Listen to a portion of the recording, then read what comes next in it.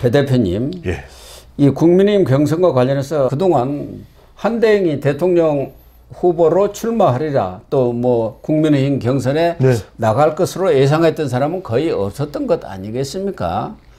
그런데 워낙 국민의힘 대선 주자들과 이재명 간의 양자 대결에서 너무 많이 차이가 나니까 등판론, 차출론이 나온 것 아니겠어요? 그런데 이번에 갤럽에서 8일에서 10일 네네. 이 여론조사에 처음 한덕수 대행이 올랐는데 2%를 얻었어요. 그렇죠. 그래서 오세훈, 안철수, 한덕수 다 2%. 예. 그러니까 처음 오르자마자 오세훈, 안철수급으로 지금 뛰었는데 이건 8일에서 10일입니다만은 예. 리서치 미니 9일에서 10일 조사한 거 보면은 김문수 17.5, 한동훈 8.3, 한덕수 8.0입니다. 홍준표와 오세훈을 다 눌렀어요. 홍준표 6.2, 오세훈 3.4. 그리고 그 다음에 여론조사 공정이 또 같은 9일에서 10일 조사한 걸 보면은 여기서는 유승민이가 또 김문수가 19.4, 유승민이 9.8, 한덕수 8.8, 한동훈 8.6, 홍준표 6.9, 오세훈 4.3. 예. 그러니까 갤럽은 8일에서 10일까지이기 때문에 사실상 한덕수 대행이 대통령 출마 가능성이 있다고 나온 것은 10일부터예요. 그렇죠. 트럼프 대통령하고 8일 통화했던 것이 그렇죠. 10일 날 리리스가 되면서 한덕수 대선 후보 출마 가능성이 있구나 이렇게 생각을 했는데 이 9일로고 10일 조사한 거 보면은 여권 후보 중에서는 3위까지 치고 올라왔고 8% 정도의 여론조사 결과가 나온 것 아닙니까? 제가 쉽게 설명을 드릴게요. 이게 예. 뭐냐면 이렇게 생각하시면 돼요. 지금 한덕수 이른바 한사마 부각이 되는 이유는 부각시킨 사람이 누구예요? 트럼프예요. 그렇죠. 그러니까 대선에 한국 대선에 지금 후보자 결정부터 시작해서 당선자 결정까지 지대한 영향을 미칠 사람이 트럼프라는 이야기입니다. 예. 간단한 이야기예요. 지금 한국 갤럽에서 다른 거 볼 필요 없어요. 오세훈 시장의 불출마에도 영향을 준 사람이 누구냐? 한덕수. 그럼 한덕수에 영향을 준 사람이 누구냐? 트럼프. 그러니까 오 시장의 불출마에 영향을 준 사람도 트럼프예요. 왜? 한국 갤럽 조사 여러분 잘 아시죠? 이거 주관식이에요. 주관식인데 2%가 들어갔다는 거 보기에 객관식으로 들어간 게 아니에요. 대단한 거예요. 객관식에서 지금 8% 이상이 나왔지 않습니까? 2%인데 더 중요한 건 뭔지 아세요? 여러분들 국민의힘 지지층에서는 오세훈 시장과 공동 4위예요. 국민의힘에서는 처음 등장했는데 오세훈 시장과 함께 공동 4위예요. 이게 중요한 거예요. 지금 온통 민주당에서는 내란으로 공격하잖아요. 탄핵으로 비빔밥을 만들어가지고 대선에서 이겨버리겠다 이 이야기거든요. 그러니까 지금 김민석 최고위원도 내란 정당 이야기하는데 한덕수가 등장하는 순간 뭐가 부각이 되냐면 경제가 부각돼요. 그 다음에 미국이 등장합니다. 완전히 대선의 초점이 확 달라지거든요. 그러니까 이제 그것 때문에 저는 한덕수 대행이 떠올랐다. 그리고 충분히 지금 국민의힘 내부에서 판단하건대는 한덕수로 가면은 이게 대선판이 탄핵이나 무슨 내란이거는 정말 생각도 안 할 거고 사람들이 모든 게 미국 경제 안보에 꽂힐 수밖에 없을 것이고 그러면은 한덕수가 이길 가능성이 있다. 이렇게 저는 보는 시각이 굉장히 강한 것 같아요. 예. 네. 지금 한덕수 대행이 앞으로 이제 본격적으로 아직은 전략적 침묵을 그렇죠. 유지하고 네네, 있지 네, 않습니까? 그럼에도 불구하고 내주부터는 뭐 ARS든 전화 면접이든 적극적으로 한덕수가 여론조사 대상에 오를 가능성이 큰데 당연히 포함되겠죠. 지금 갤럽과 하루 정도 차이를 두고 이루어진 리서치 민이라든가 여론조사 공정 여기서 보면은 2% 선에서 8%로 뛰었지 않습니까? 네. 앞으로 전망은 어떻게 됩니까? 계속 올라가겠죠. 예, 어느 정도까지 과거에 윤석열 대통령도 아마 2020년 1월에 그 당시 추미애가 법무장관 되면서 취임해갖고 윤 총장을 당시 검찰총장을 공격하면서 1%로 시작했습니다. 그 1월 말에. 예. 그랬죠. 근데 그때 12월 돼서야 12%인가 그렇게 올랐어요. 두 예. 자릿수로. 그런데 지금은 이제 워낙 이 대선 기간이 촉박하니까 한대행의 지지율이 급상승하려나요? 올라갈 수밖에 없는 이유가 기존의 후보들은 다들 어쨌든 간에 이 탄핵과 관련이 있어요. 또는 윤석열 대통령과 관련이 있습니다. 그러면은 그 확장성 자체가 제한적일 수밖에 없거든요. 특히 중도층에서는. 그런데 한덕수 대행 같은 경우에는 이 사람은 계속 관료였습니다. 예. 정치인이 아니잖아요.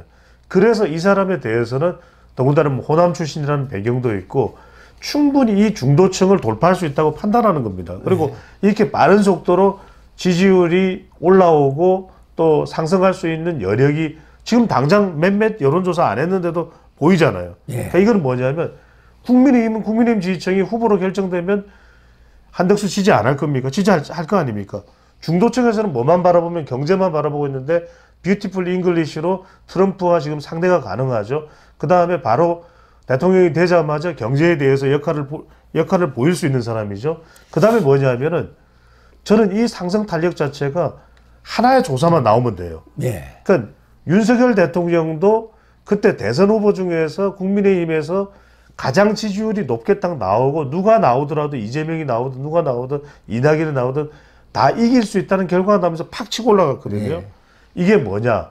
저는 발표되는 조사 중에서 하나라도 한덕수는 이재명을 이기는데 다른 후보들은 김문수 그다음에 이 한동훈, 홍준표는 이재명을 못 이긴다는 조사 하나만 나오면요. 바로 올라가 버립니다. 그러니까 만약에 한덕수 대행이 국민의힘 지금 15일까지만 의사표명을 하면 되거든요. 그러면 이 경선에 참여하면 저는 탑2에 반드시 올라간다고 봅니다. 탑2에. 지금 한덕수 대행 측에서 흘러나온 얘기는 국민의힘의 경선에는 불참할 가능성이 높은 것 같아요. 그렇죠. 일부 언론들도 사실상 불참을 결정했다. 그리고 4월 말쯤 대선 출마 여부를 최종 결정하겠다. 이런 입장을 지금 흘러나오고 있고 그런 보도들이 나오고 있는데 그렇게 되면 이제 무소속 출마를 했다가 과거 노무현 정몽준 단일화 모델로 단일화 방향으로 간다는 얘기가 될 수가 있지 않겠습니까? 만약 한덕수 대행이 출마하기로 결심을 했다면은 아마 한대행 측에서는 미리 출마해 갖고 벌써부터 상처를 받을 게 없다. 이번의 경우는 짧기 때문에 바로 4월 말쯤 출마 선언을 해가지고 그 간에 지지율이 또 계속 나올 것 아니겠습니까? 예. 그러면은 국민의힘은 5월 3일 날 결정되니까 그 무렵에 단일화를 한번 해가지고 바로 대선 전에 들어가면은 상처라고 뭐고 없이 뭐 전국으로 유세 다니는 걸로 끝나볼 가능성이 높기 때문에 얼마든지 이재명 측에서 아무리 엑스파일을 많이 갖고 있어도 별 효과가 없다. 그렇게 판단한 거 아닌가 그런 생각도 들어요. 그게 뭐냐면 그 시나리오 될 때는 매우 약발이 먹힌다는 겁니다. 여러분들 뭐냐면 지금 당장은 또 권한대행 역할도 해야 되기 때문에 또 뭐 지금 민주당이 계속해서 한덕수를 까부수자고 할 때 오히려 한덕수에 대한 주목도 이게 민주당이 치면 칠수록 더 부풀러 오르는 거 아니겠습니까? 한덕수의 존재감이. 그럼 그렇게 올라가서 이 5월 4일이 공직자 이 사퇴 마감이니까 그때 사퇴를 하고 이제 본인은 무소속이 되고 그다음에 국힘 후보자가 있고 또 새로운 미래가 있고 이낙연이죠. 그다음에 이준석까지 있어요. 대통합 보수 연대를 하면서 바로 공식 선거운동으로 들어가서 순식간에 이재명을 이기자. 그러니까 이 시나리오대로만 가면 이것보다 더 좋은 건 없다. 이보다 더 좋은 건 없다. 이게 되는데 이 시나리오로 이제 갈 수 있을지가 이제 관건인데 이때 제일 중요한 거는 국힘 후보가 그럼 누가 되느냐가 중요해요. 가령 그렇죠. 김문수가 된다? 그럼 김문수는 이기는 게 중요하기 때문에 받아들일 수 있어요. 근데 홍준표 대구시장이 전 대구시장이 후보가 된다 그러면 못 받아들일 것 같아요. 안 받아들이죠. 안 받아들여요. 그리고 한동훈이라고 그래도 안 받아들일 거예요. 예. 그렇기 때문에 사실은 대선 후보가 되면은 당대표 권한까지 다 갖는 거기 때문에 결정 안 하면 결국은 보수가 분열이 될 가능성이 있죠. 그렇죠. 그러면 한덕수 대행이 무소속으로 출마를 그때 했을 경우 들러보는 수밖에 없는 것이죠. 불출마를 하는 그렇죠. 수밖에 없는데 그렇죠. 그렇게 되면 전혀 시너지가 없단 말이에요.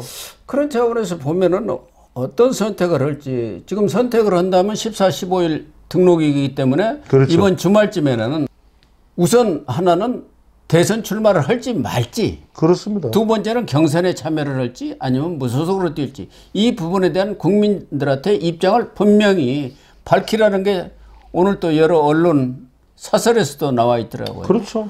권한 대행이 이렇게 애매한 태도를 취하는 것은 바람직하지 않다. 바람직하지 않다죠. 어떻게 하는 게 좋을 것 같아요. 한대행은 또 어떻게 할까요?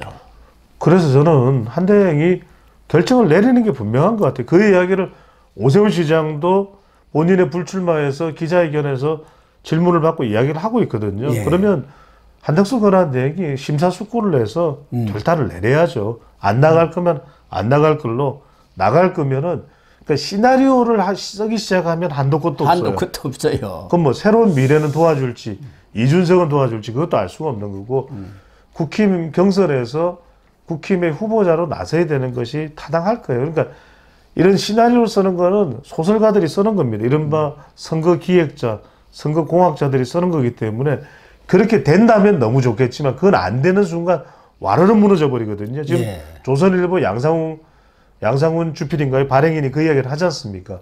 가까스로 보수가 이길 기회를 잡는다면 그건 50만 표로 이기는 거고 정말 와르르 무너져서 끈을 다 놓쳐버리면 500만 표로 대패를 한다는 거 아니겠습니까?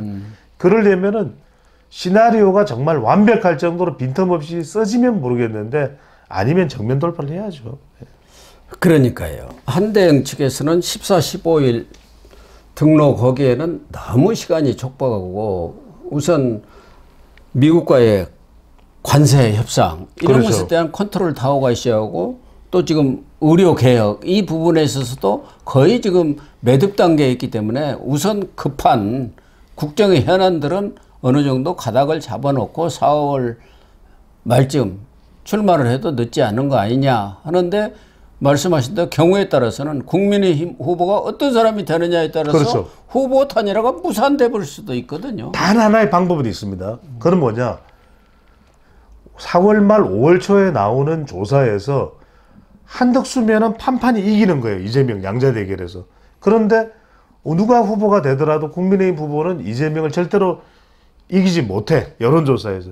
그러면 가능성은 있습니다. 그거면 지지층들도 득달같이 요구를 할 수밖에 없기 때문에 그거는 국민의 후보가 홍준표라 하더라도 그걸 거부하기는 힘들 거예요. 그 국민들의 요구. 국민들의 요구는 뭐냐면 단일화를 누구로 하라가 아니라 여론조사를 내서 홍준표냐 또는 뭐 김문수냐 또는 누구냐 해서 이 한덕수와 결정을 하는 것이기 때문에 그거는 거부하기가 힘들 거예요. 그러나 그렇게 지지율이 나올 가능성은 그렇게 높지 않지 않습니까? 어떻게 봅니까? 네. 한덕수 대행이 무소속으로 출마를 선언했을 경우 과연 이재명과의 양자 대결에서 국민의힘 후보로 선출된 분이 100기를 들 정도로 어떤 격차를 벌일 수가 있을까요? 아니, 일문 이런 기억이죠. 보수 단일 후보로 한덕수가 결정됐을 때 민주당의 이재명 후보의 대결에서 누구에게 선택하겠습니까? 또 보수 단일 후보로 뭐 홍준표, 보수 단일 후보로 김문수 이렇게 물어봤을 때 결과가 한덕수만 이기는 걸로 나온다. 그러면 달라질 수도 있다는 말씀을 드리는 거죠. 네.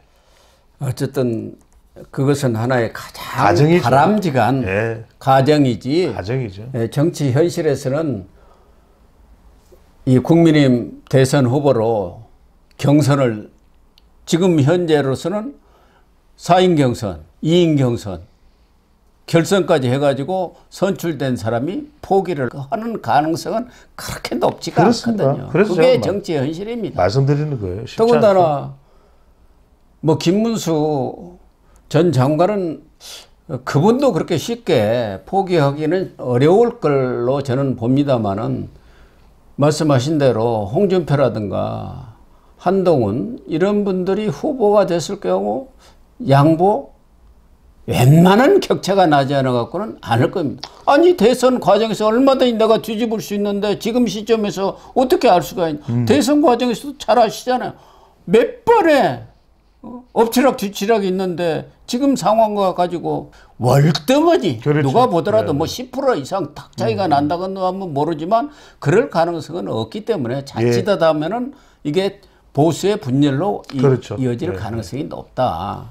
그런 우려가 있는 거 아닌가 하는 생각은 들어요. 어쨌든 그러나 지금 한대행의 최근에 언사를 보면은 저면은 절대 나 정치 안 한다. 대선에 디귿자도 꺼내지 마라.